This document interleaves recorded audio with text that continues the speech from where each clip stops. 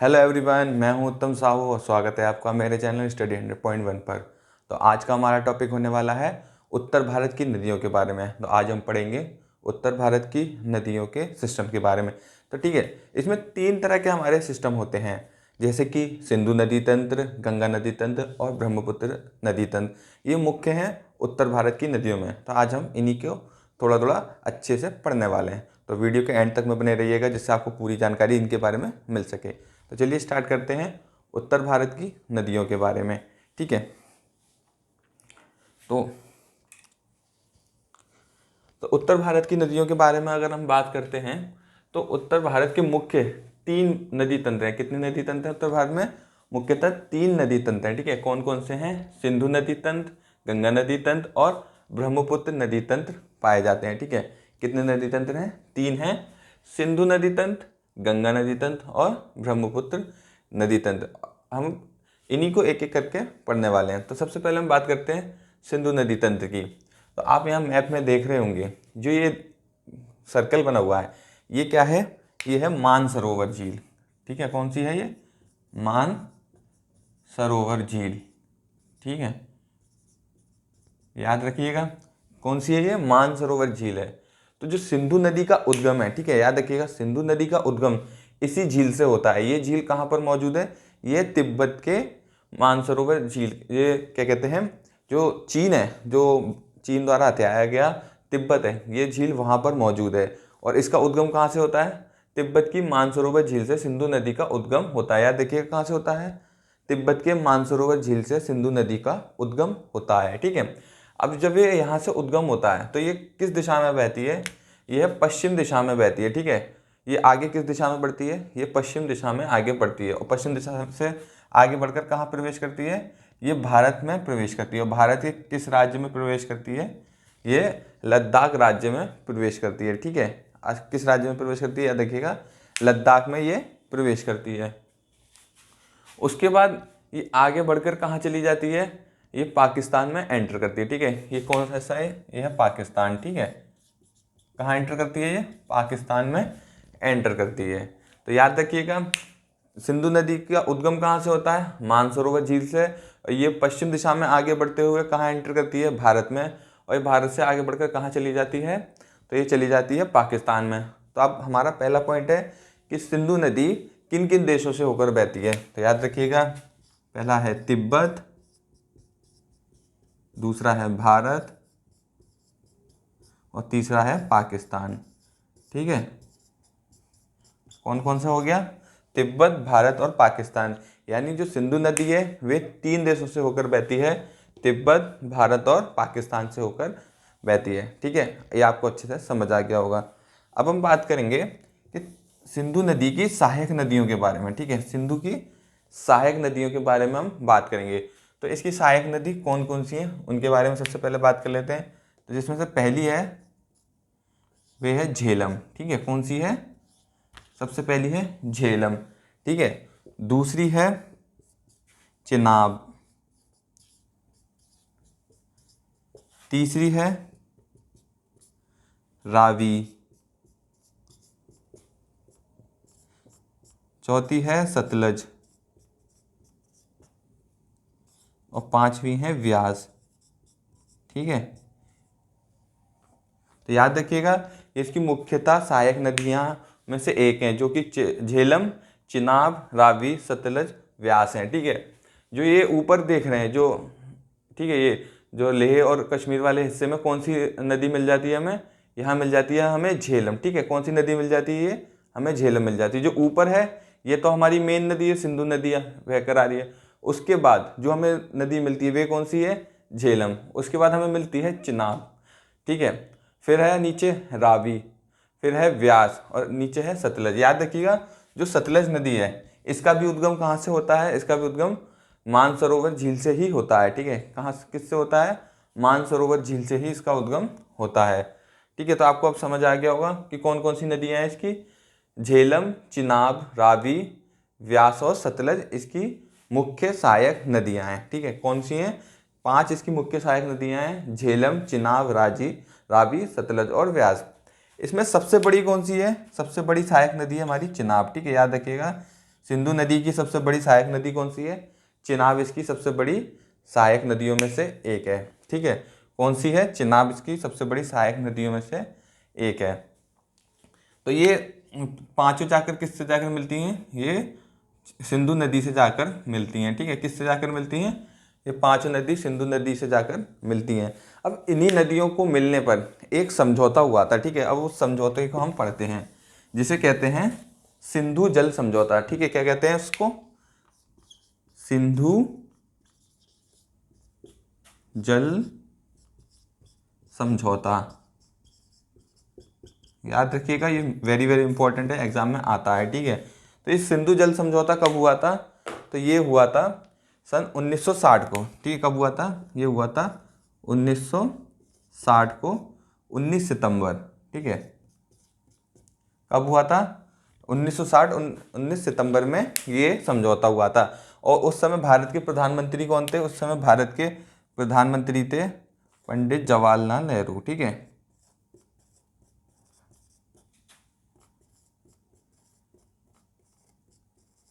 याद रखना है आपको। तो उस समय भारत के प्रधानमंत्री कौन थे? पंडित जवाहरलाल नेहरू भारत के प्रधानमंत्री थे। ठीक है, तो सिंधु जल समझौता कब हुआ था? 1960 में हुआ था। और डेट क्या थी? 19 सितंबर को।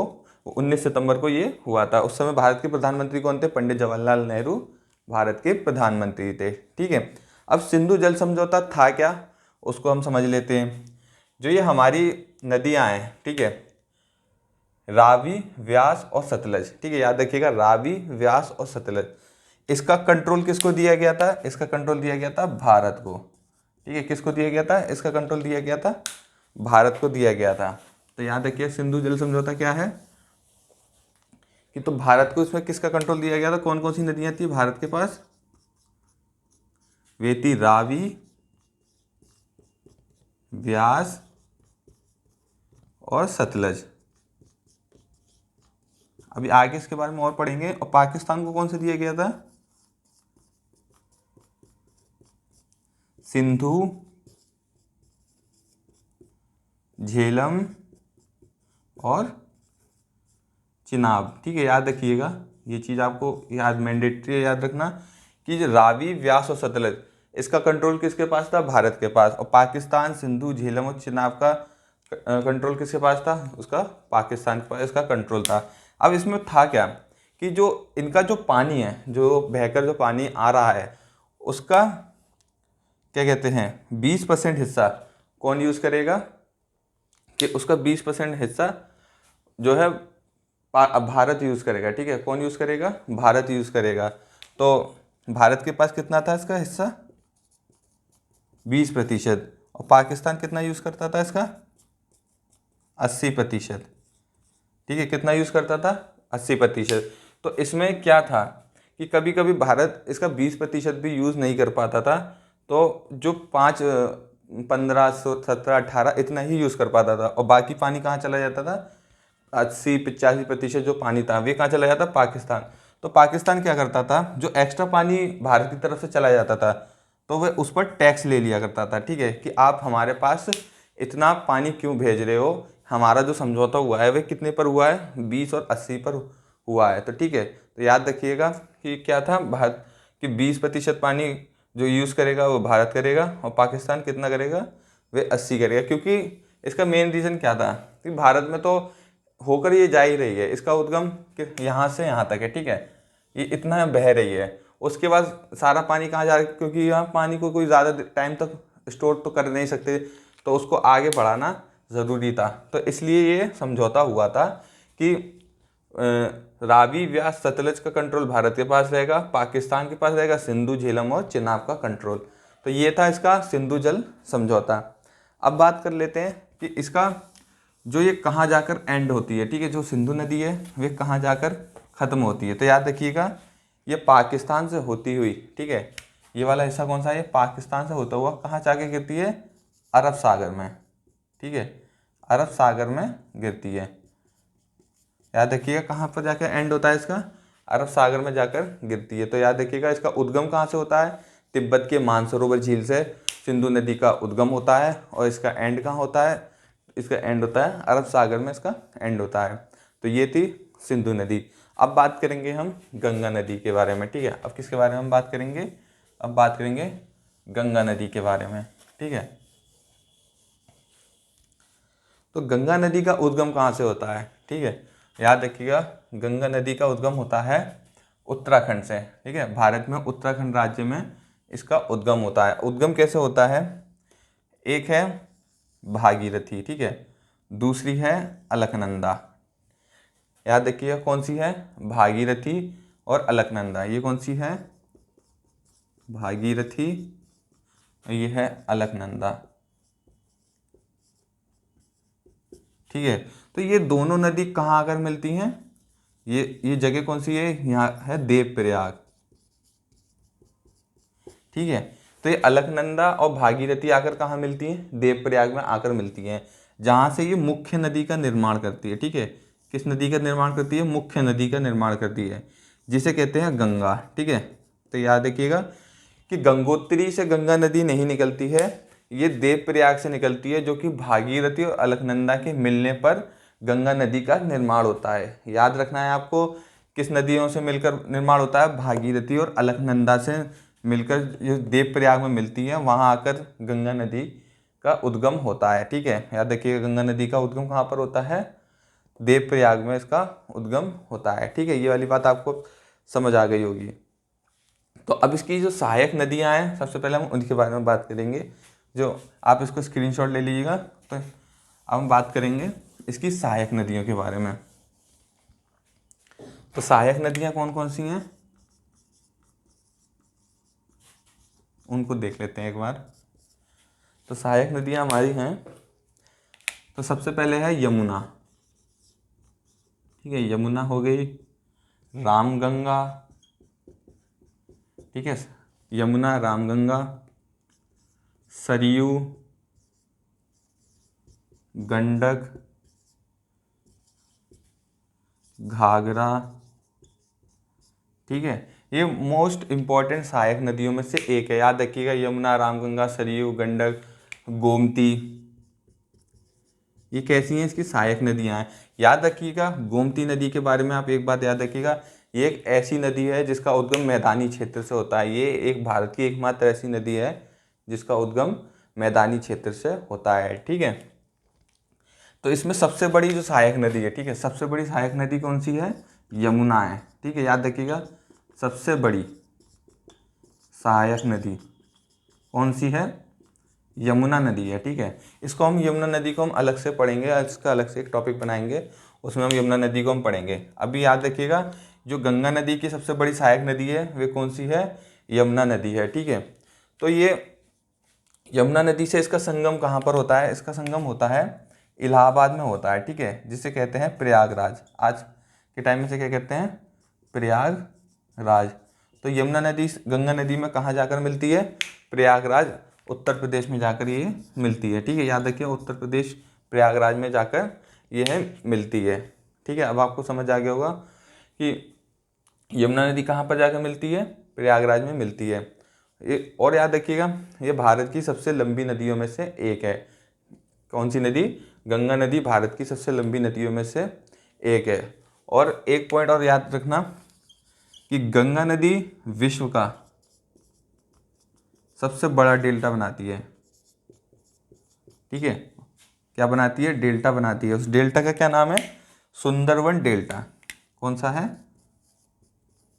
सुंदरवन डेल्टा, ठीक है। याद रखिएगा सुंदरवन डेल्टा यह बनाती है, ठीक है। आपको ये बात हमेशा याद रखनी है कि विश्व का सबसे बड़ा डेल्टा कौन सी नदी बनाती है, तो गंगा नदी बनाती है। और वे उस डेल्टा का क्या नाम है, सुंदरवन डेल्टा है। और ये कहाँ पर बनता है, ये पश्चिम बंगाल में बनता है, ठीक है, पश्चिम बंगाल में। याद रखिएगा पश्चिम बंगाल में यह बनता है। अब इसके आगे चल के बात करते हैं इसी के बारे में, गंगा नदी के बारे में। तो ये प्रयागराज से आगे चलकर कहाँ चली जाती है, ये है प्रयागराज। तो प्रयागराज से आगे बढ़कर कहाँ चली जाती है, ये चली जाती है बिहार में, ठीक है। कहाँ चली जाती है, बिहार में। तो बिहार में एक स्थान है फरक्का। कौन सा है, फरक्का।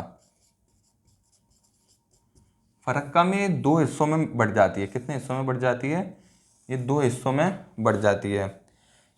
ठीक है, याद रखिएगा कितने हिस्सों में बढ़ जाती है, 2 हिस्सों में बढ़ जाती है। एक है हुगली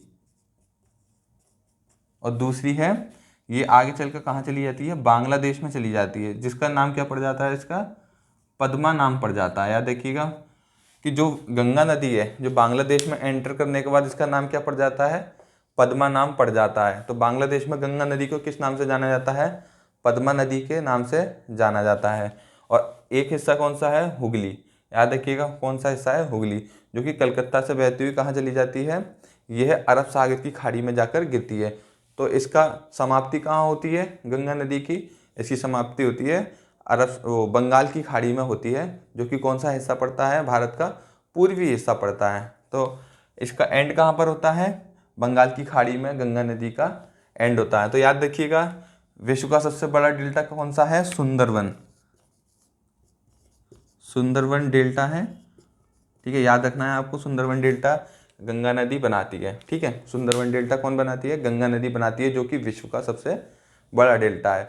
और ये भारत की सबसे बड़ी नदियों में से एक है गंगा नदी। और इस गंगा नदी की सबसे बड़ी सहायक नदी यमुना है। ठीक है, याद रखिएगा सबसे बड़ी सहायक नदी को आपको हमेशा याद रखना है, कौन सी है, यमुना है इसकी सबसे बड़ी सहायक नदी। ठीक है, तो ये थी हमारी गंगा नदी। ठीक है, अब बात करेंगे हम ब्रह्मपुत्र नदी के बारे में। ठीक है, अब किसके बारे में बात करेंगे, ब्रह्मपुत्र के बारे में।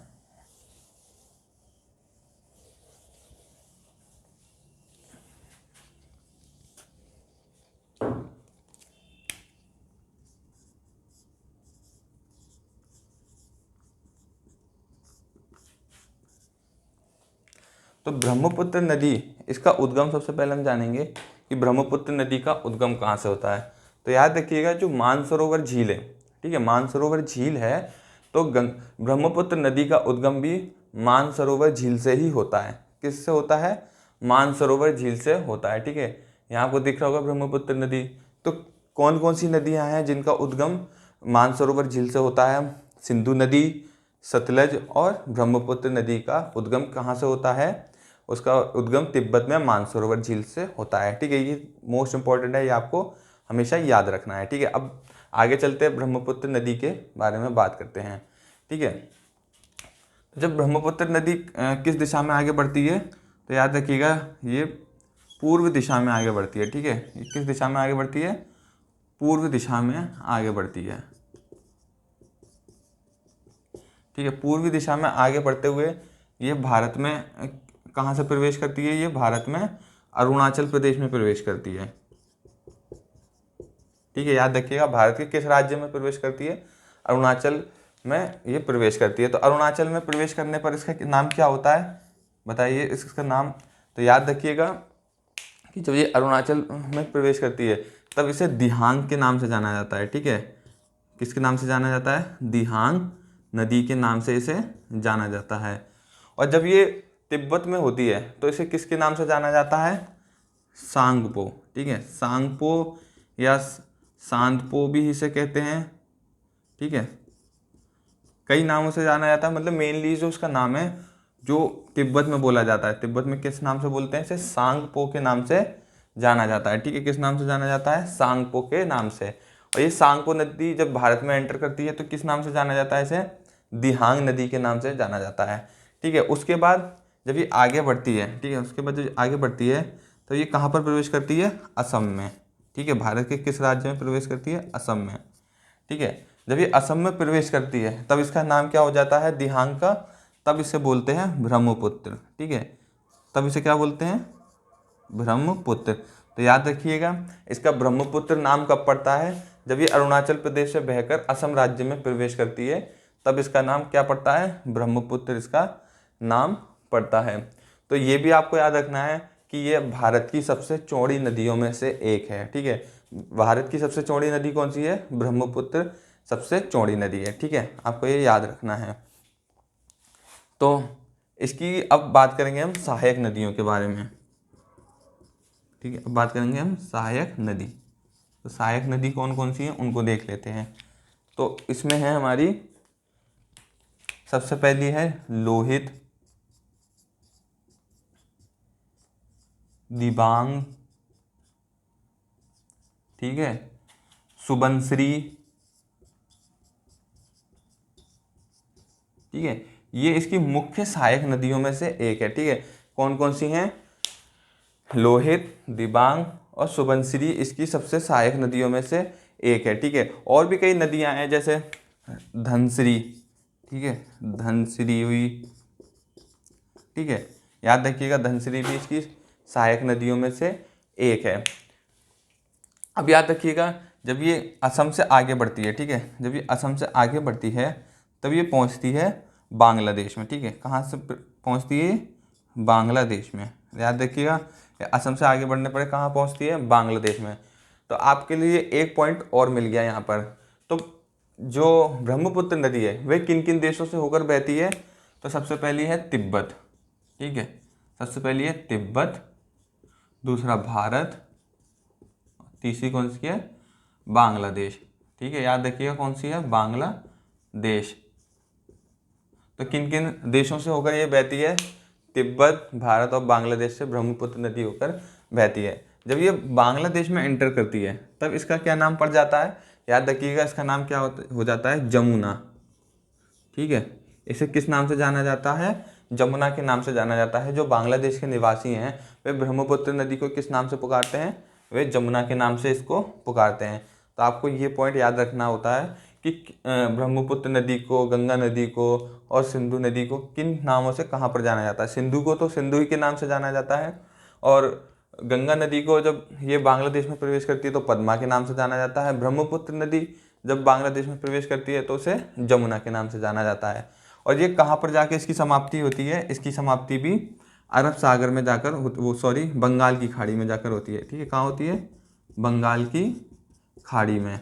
और ये भी याद रखिएगा ये गंगा नदी और जमुना यानी पद्मा और जमुना का एक साथ क्या होता है? ये सुंदरवन डेल्टा का निर्माण करती हैं, ठीक है। अब डेल्टा क्या होता है अब उसको समझ लेते हैं हम, ठीक है। ये तो थी हमारे तीनों नदियों का ओवरव्यू, हमने अच्छे से समझ लिया है, ठीक है। अब बात करते हैं डेल्टा के बारे में कि डेल्टा क्या होता है। तो याद रखिएगा जो डेल्टा होता है वे त्रिभुजाकार में होता है। कैसा होता है? त्रिभुजाकार में होता है, इस तरीके से होता है। तो इसमें एक मुख्य नदी होती है, ठीक है। जो मुख्य नदी होती है, जो भी आती हैं मुख्य नदियाँ, वे क्या करती हैं? छोटी छोटी धाराओं के रूप में बढ़ जाती हैं, ठीक है। और वो किस रूप में होती हैं? वे त्रिभुजाकार में छोटी छोटी धाराओं के रूप में बढ़ जाती हैं। इन छोटी छोटी धाराओं के रूप में जो बढ़ जाती है इसी को क्या कहते हैं? डेल्टा कहते हैं, ठीक है। क्या कहते हैं इसको? डेल्टा कहते हैं। याद रखिएगा आपको समझ आ गया होगा कि जो मुख्य नदी होती है, ठीक है, याद रखिएगा मुख्य नदी होती है वे क्या करती है? अन्य छोटी छोटी धाराओं में जाकर बट जाती है, जो कि त्रिभुजाकार में फैल जाती है। उसे क्या कहते हैं? डेल्टा कहते हैं। और विश्व का सबसे बड़ा डेल्टा कौन सा है? तो याद रखिएगा सुंदरवन। सुंदरवन डेल्टा विश्व का सबसे बड़ा डेल्टा है, जो कि भारत में कहाँ बनता है? पश्चिम बंगाल में, ठीक है। कहाँ बनता है? पश्चिम बंगाल में यह बनता है, ठीक है। तो याद रखना है आपको डेल्टा किसे कहते हैं? जो त्रिभुजाकार में होता है। आपको एग्जांपल बता दूं कि जैसे हमारा यह हाथ है, ठीक है, ये मान लीजिए मुख्य धारा है जो हमारा हथेली से नीचे का हिस्सा है। अब ये आगे चल के क्या हो गया है? उंगलियां हैं। उंगलियों को मान लीजिए ये छोटी छोटी धाराओं में बट गई है, ठीक है। समझ आ रहा होगा आपको कि कैसे हो गया है? छोटी छोटी धाराओं में यह बट गई है। तो इसी को क्या कहेंगे? हम डेल्टा कहेंगे। जो छोटी छोटी धाराओं में बढ़ जाता है, कई सारी मुख्य धारा से छोटी छोटी धाराओं में बढ़ जाती है, उसको क्या कहते हैं? उसे डेल्टा कहते हैं। तो ये था आज का हमारा टॉपिक, जिसमें हमने क्या पढ़ा है? उत्तर भारत की नदियों को ओवरव्यू में अच्छे से हमने जाना है कि उत्तर भारत की नदियाँ कौन कौन सी हैं। तो उम्मीद है आपको वीडियो काफ़ी अच्छा लगा होगा। तो वीडियो अच्छा लगा हो तो आप प्लीज़ चैनल को लाइक कीजिए, कमेंट कीजिए और सब्सक्राइब करना ना भूलिएगा। धन्यवाद।